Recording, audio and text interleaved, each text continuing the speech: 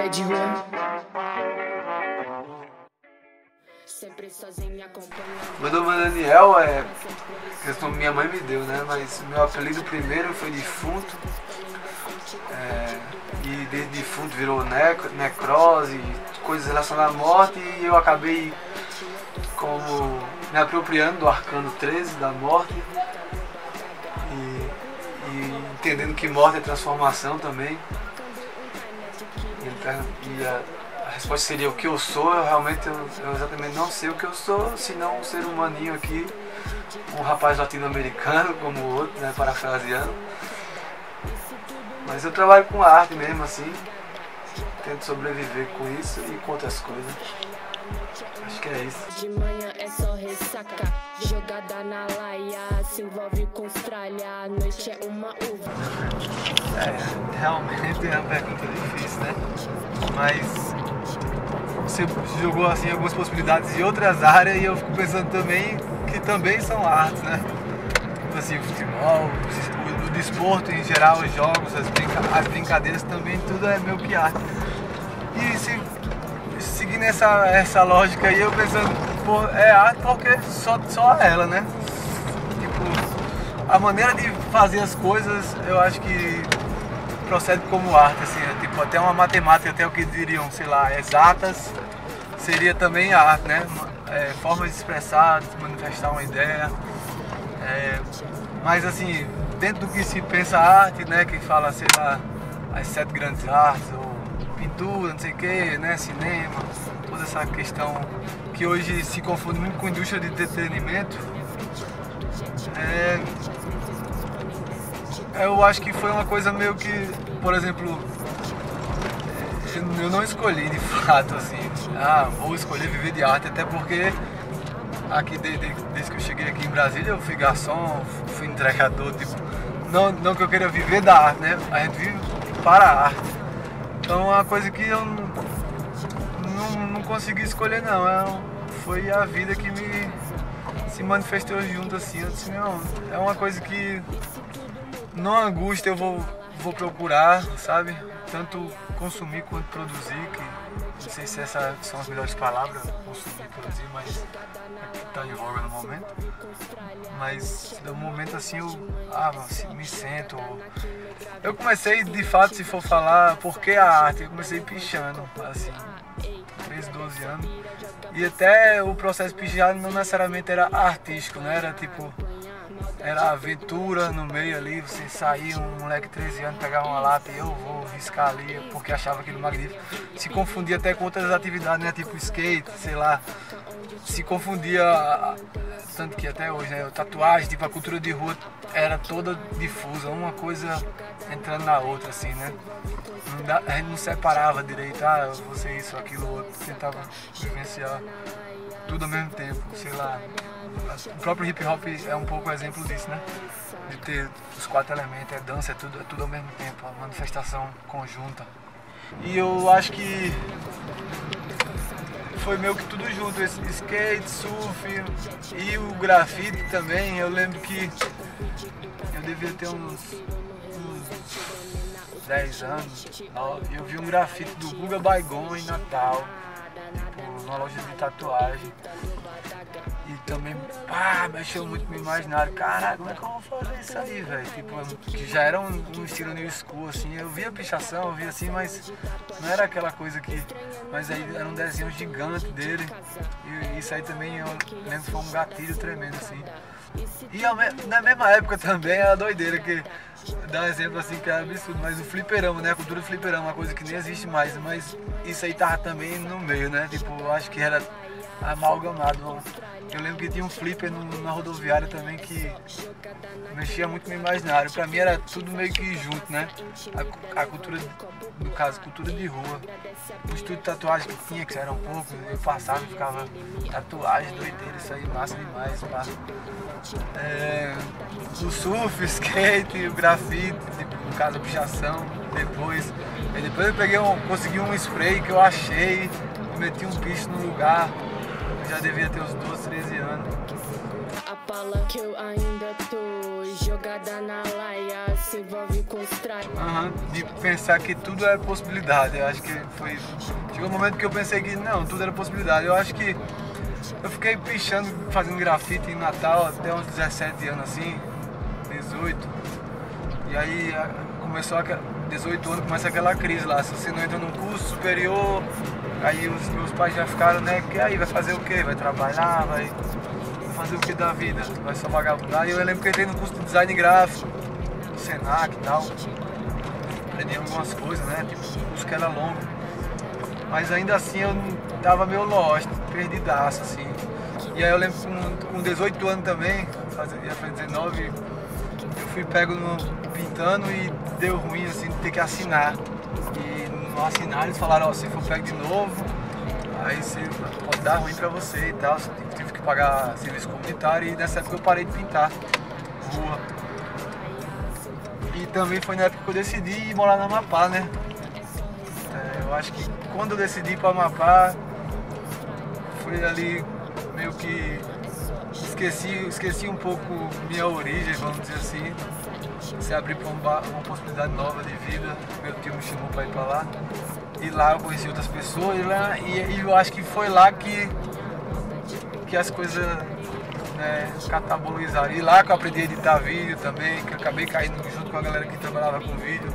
Então já foi tipo, ó, tem outra linguagem que você dá pra trabalhar, tipo, eu comecei a pintar também, que eu fui fazer um curso de desenho industrial, que eu não acabei, mas lá que eu comecei a pintar, pensar, dá pra usar pincel também, dá pra fazer de outro jeito, dá pra pintar quadro, não necessariamente fazer grafite, porque eu nem, na adolescência, até nos 19, eu nem pensava assim na possibilidade de pintar um quadro, mas eu acho que aí, às vezes, você fica referendando o lugar de onde você veio, você perde a possibilidade de entrar no estado de alteridade real, assim, do lugar novo, sei lá. Sempre ficar comparando, porque lá em nós, não, aqui é nós também, tipo, eu acho que Brasília, por exemplo, tem muito disso, assim, de um lugar de confluência de um monte de gente de vários lugares diferentes do Brasil, talvez o lugar mais cosmopolita do Brasil, do planeta Brasil. E aí vira um campo novo, né, de interseções culturais, assim, meio que se sentir de fato forasteiro, sei lá,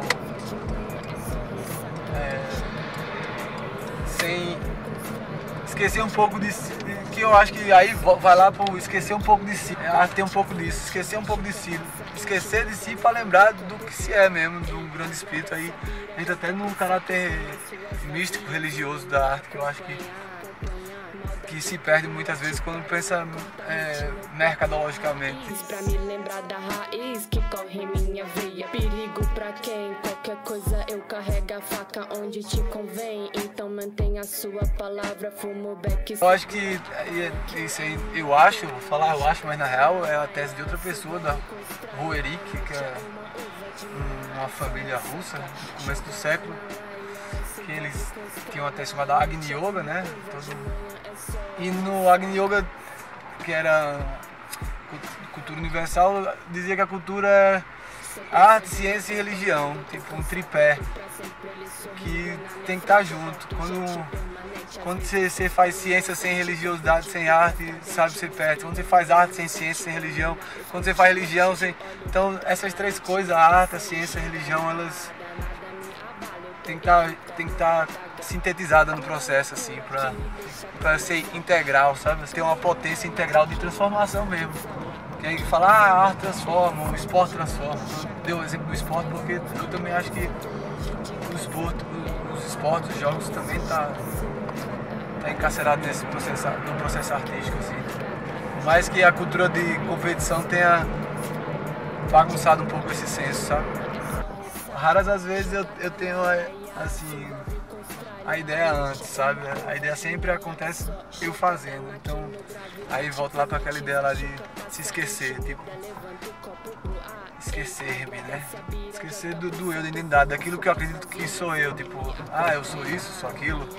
Tipo, quando eu vou fazer alguma coisa, brincar disso, seja colar, seja pintar, tem tinta, tem tem papel, tem um vídeo, né? Tem um recorte de vídeo que hoje faço no computador. Quando eu penso fazer alguma coisa, raras as vezes, mas existem vezes que eu tenho uma ideia antes e vou botar em prática. Mas muitas vezes eu só começo a fazer. Nesse processo de começar a fazer, é ele que vai me dizer, né? Chega a ser um processo regido até pelo inconsciente, é caótico mesmo. O primeiro zine, o Memória do Psiconauta, foi bem isso. Eu comecei a desenhar e só depois que eu fui ver que aquilo poderia vir a ser uma história. Eu tive que organizar os desenhos que eu fiz sem nem pensar, para depois parar e escrever sobre a história dos desenhos que já tinha sido feito sem nem pensar. Então, um processo até dedicado ao inconsciente. Foi o primeiro zine, 2012, Macapá. Loucura, loucura que me deixa até lesada. Marcando um time, adquiri uma ziquizawa. Que é sem brincadeira, eu passei longe da tua chaga. Estranhando. É uma automitologia. E hoje eu acho que até chega a ser minha obra-prima, assim. Não consegui esperar ela não. Pelo processo, por ser um processo caótico, assim, inconsciente, né? E por também de ser... Aí cheguei a outro ponto importante da arte, eu acho que é de ser revelador, né? Assim, um processo que ele vai trazer uma revelação sobre si mesmo, sobre o ambiente, sobre... E esse zine realmente revelou pra mim, tipo, 5 anos que eu passei em Macapá, 6 anos, o zine conseguiu condensar, eu consegui pensar sobre o que eu tinha passado. E nesse pensar sobre o que eu tinha passado, eu consegui, vamos dizer assim, como fosse terapia, né? Que você vai no terapeuta falar sobre si, para entender o seu processo, para entender onde é que você está. E ver também que aquilo que você acha que você não necessariamente é, ou aquilo que você acha que não pode ser também. Então, entra de novo no campo de possibilidades, né? A arte também eu acho que tem a ver com isso, de abrir o campo de possibilidades das coisas. Tipo, a poesia enquanto escrita assim, foi algo que já veio bem depois. Eu comecei a escrever em 2010. 2010 eu acho que foi o primeiro poema que eu escrevi assim. Eu rabiscava, sei lá, rap, esses baratos que era envolvido nisso, então eu gostava muito, mas não pensava como carreira ou algo do tipo. Isso, raramente eu escrevia de fato. Mas em 2010 eu acho que eu escrevi a primeira coisa, e aí na década entre 2010 e 2020 eu escrevi espaçadamente. Nesse espaçado assim, em 2019 eu meio que comecei a reunir tudo no poema, né? Mas antes disso, na real, teve o zine, o Memória do Psiconauta, que esse é assim, aquele que eu falei, né? Esse foi a minha primeira experiência com literatura, assim, um romancezinho pequeno, bem simples, surrealista, mas bem simples. Depois eu escrevi o Conservatório Esquizoide, que já foi uma experiência mais profunda de literatura. Na época eu conheci um poeta russo chamado Velimi Kebnikov. Tem um livro chamado K, e esse livro foi um marcador assim, de pré e pós Velimi, que é um simbolista, sei lá como é que seria. É um poeta pré-moderno da Rússia, assim. Contemporâneo de Mayakovsky, que é um poeta famoso, né? O Velimi já não tem tanta fama assim, mas é muito respaldado. Se pesquisar, você vai achar muita coisa. Tem uma obra traduzida chamada K, que quando eu escrevi o Memória do Psiconauta e mostrei para um professor de artes lá do Amapá, ele falou, não, pegou e me deu esse livro. Eu tenho esse livro hoje. E pá, escovou minha cabeça. E depois desse livro eu escrevi o Conservatório Esquizoide, que é o conversatório, que é o conservatório, que gera uma experiência maluca assim sobre os entes do Tolueno. Uma novela não linear, cheia de experimentação poética assim. E com as entidades e tal, e tem até o baralhinho aí, talvez você vá filmar. Isso foi em 2014, 15, assim que eu voltei do Amapá para Natal. E aí eu lancei esses 2 zines e escrevendo espaçadamente alguns poemas, impressões, e em 2019 consegui reunir tudo isso e virou o o Nada Miasmas, Memórias Cifradas e as Mesmas Palavras, que foi o meu primeiro livro de poesia reunida. É um livro pequeno, assim, tenho uma experiência fotográfica também nele lá, com um artista de Natal chamado Sayonara. E também quando eu costumo escrever, assim, eu não queria, tipo, eu ilustrar, né, outra pessoa chegar junto, pá. E aí depois eu comecei a fazer muitos, aí eu tenho um monte de zine, né, um monte de experiência poética, assim, nos zines, experiências gráficas poéticas. Que é a coisa mais massa, eu acho. Pro músico, sei lá, lançar o vinil, ver o vinil, né, físico, aquele artefato. O artefato ali, ele tem um valor tremendo, até nesse mundo hoje digital, que meio que perdeu um pouco isso, que fica ali tudo no celular, que na real tá tudo ali dentro, então perde até o valor do arte, da coisa, né, da obra, do que você tem. Se você pegar aqui, sei lá, velho, tem um monte de boneco aqui, ó, pedaço do livro, coisa que tu tava testando. Então, a gente vai imprimindo, testando, pra ver, ó, isso aqui deu certo, deu errado. Ver a obra assim, concluída, é massa, é a sensação mais massa que tem. No caso, publicação, né? Mesma coisa, pintura. Tem assim também um sentimento de paradigma, sei lá, o contraditório, que é muitas vezes você conclui a obra, mas de fato a obra é viva, né? É sempre um contínuo, então você lê e diz, eu mudaria isso aqui, eu mudaria isso aqui. Parece que sempre dá cabo daquilo ali que está sendo moldado. Por isso também eu acho a cultura do remix, essa coisa, eu acho muito interessante na intervenção de outra pessoa poder chegar junto com parentes. Então um livro que o leitor escreve e marca, eu acho fantástico, assim, porque você vai elaborando uma coisa para pontos, N pontos, né, vamos dizer assim. Tem isso aí, quando eu faço muita coisa, que essa coisa do erro, de tentar, aí às vezes dá errado, eu não jogo fora, eu guardo ele ali, eu vou lá e rasgo ele, colo em outra coisa, tipo, chega a ser até uma procura ecológica, sei lá, não que seja, mas de não perder o resíduo, né? Então, se eu faço uma coisa que eu perco um pedaço, eu guardo esse pedaço que ele pode estar em outra coisa, e aí essa retroalimentação, assim, do resíduo, assim, me interessa demais. Mesma coisa dos escritos, às vezes você escreve alguma coisa que não tem nada a ver, mas você deixa ali guardado, talvez você encaixe outra palavra em outro momento.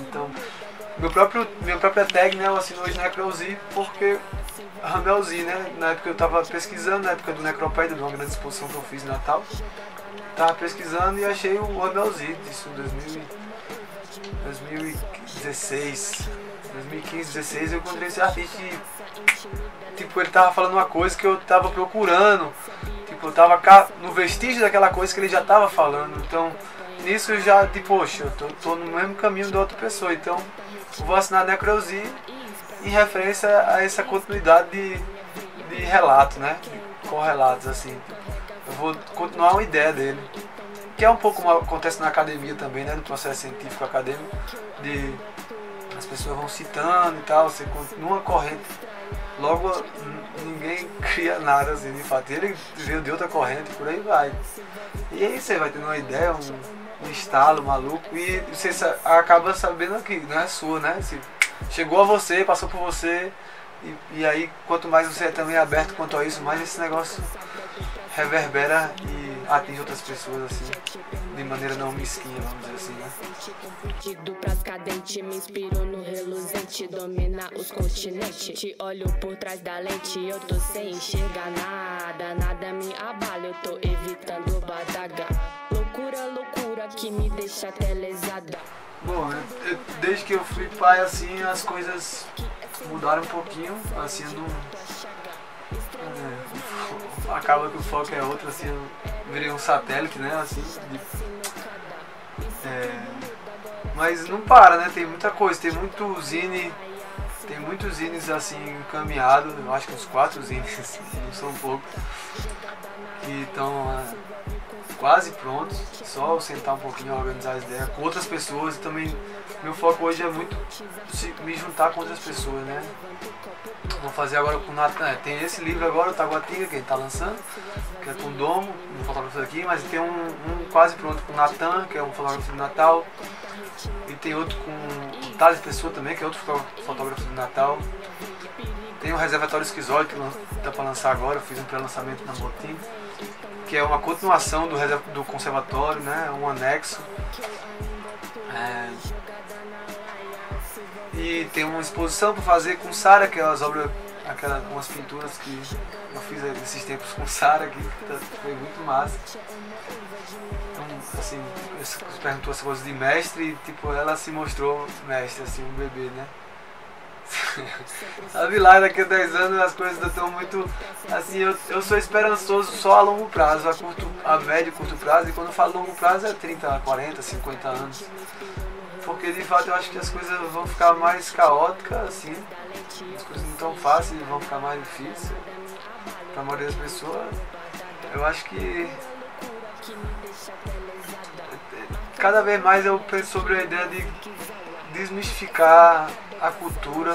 Tipo, a cultura humana foi mistificada demais, assim. E quando eu falo mistificar é tipo a cultura de idolatria, da cultura de entretenimento, a maneira que a indústria cooptou isso e como ela impera na mente das pessoas, assim, impregna-se do jeito que até em mim também, todo mundo, né? Uma coisa massiva.